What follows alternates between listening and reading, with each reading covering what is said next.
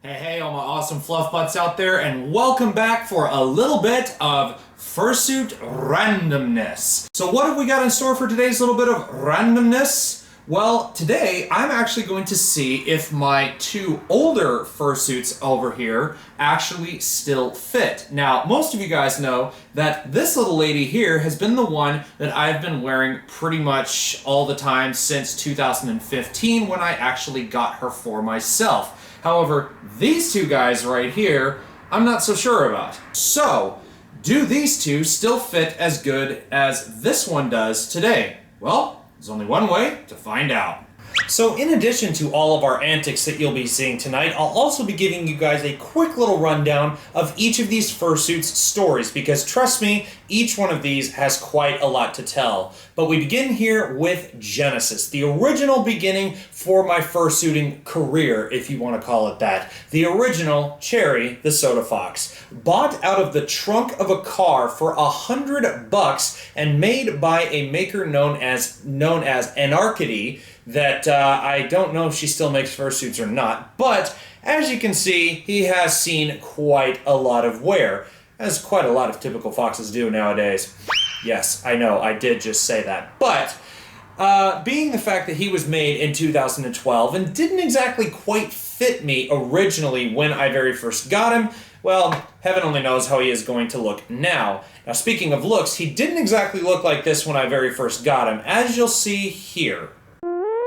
So yeah, that was a little bit embarrassing, right? Not exactly the best looking suit out there on the market, but at the end of 2012 and into the beginning of 2013, I sent this little guy, along with a lot of his other parts, such as hands and feet and even his tail, off to a maker known as Neon Slushy. Now I said maker, but technically she's a lot more than that, because if you have a suit out there made by Don't Hug Cacti and got any one of their three-sided reference sheets done as concept art, chances are it was done by Neon Slushy. Now, she went ahead and did a few things. She gave him new eyes, she redid his muzzle, redid his nose, cleaned him up a good bit, and then, of course, she also redid my feet paws as well, which are in a completely different room in the house here.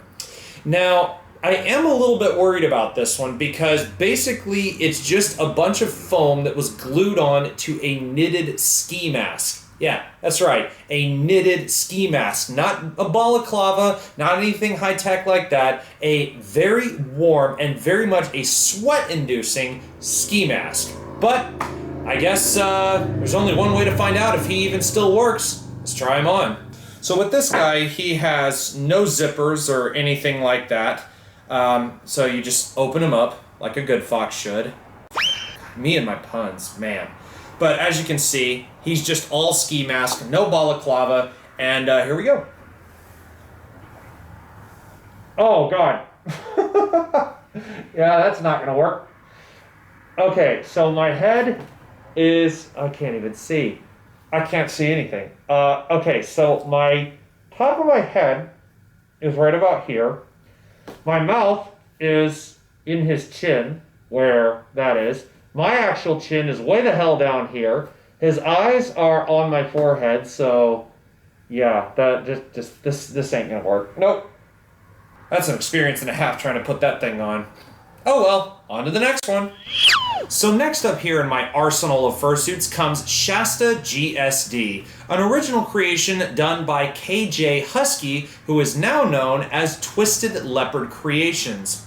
Now, she sold him to me after needing medication for some of the animals that she takes care of.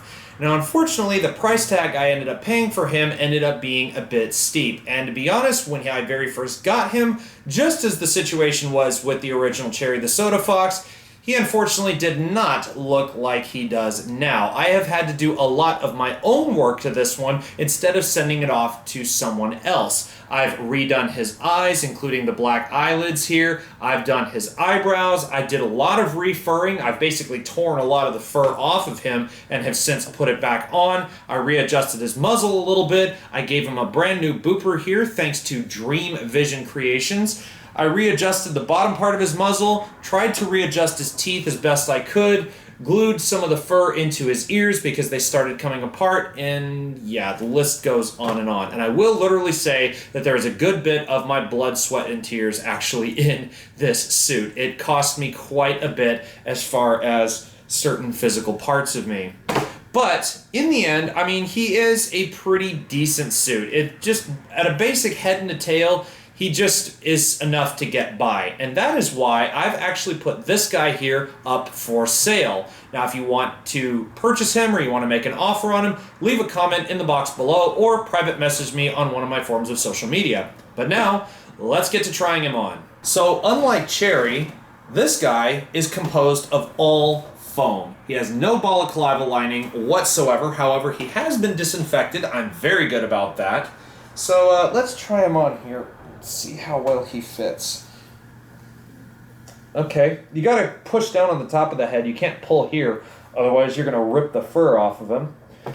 Alright, man, it's been so long since I've worn this, I forgot how bad the blind spot is. It is literally this wide. I mean, I can barely see anything. I have to do kind of like that, or like this, to even just see the camera there. The ventilation is actually the greatest out of all three of my suits. Even my newer one doesn't have as good a ventilation as he does because my mouth sits right in line with where his mouth actually does. Off you go. Ugh. Can Sakura fit any better? I hope so.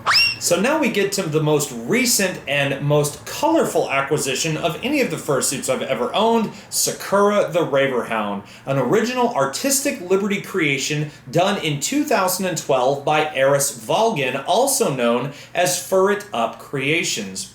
Now, artistic liberty basically means that her original owner gave Miss Valgen, or Fur It Up Creations, a certain set of criteria, i.e. colors, designs, animal species, and so on, and basically said, make something out of it. I don't care what it is, just make something out of it, and I'll approve or disapprove of it in the end. And as you can tell, I think she turned out rather nice. Now, she does have quite a lot of cool features. Of course, she has follow me eyes. She has a molded nose, which has had to be painted a couple of times. The acrylic paint has started to flake off in certain places. But for a suit built in 2012, aside from the fade and sort of ruffled fur that she has in certain places, I'd say she's held up pretty damn well.